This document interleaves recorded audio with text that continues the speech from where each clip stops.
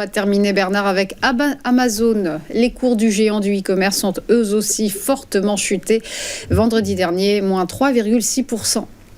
Exactement, et là on est sur une action qui là aussi entre son point haut au mois de juillet, son point bas début août, donc avait baissé de 20-25%, de 200 à autour de $151, puis a rebondi au-delà des $180. Et là, nous allons retrouver un peu la même configuration que précédemment avec Dell, même si dans un environnement moins inquiétant, je dirais quand même.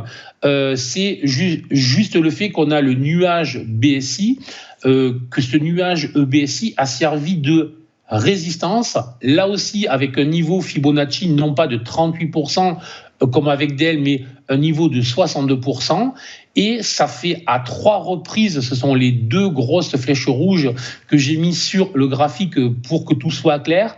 Donc il y a eu plusieurs essais des acheteurs de repasser en fait au-dessus du nuage.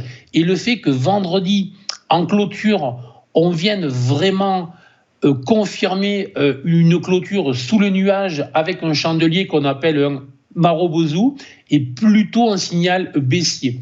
Donc là, c'est plutôt une alerte de court terme. Je considère que tant que la valeur ne clôturera pas au-dessus du nuage et au-dessus des hauts de jeudi dernier, donc au-dessus des $180, je considère qu'il y a plutôt une alerte baissière sur l'action en fait Amazon, et que tant que cette alerte est active, le plus probable, c'est de revoir les points bas d'août.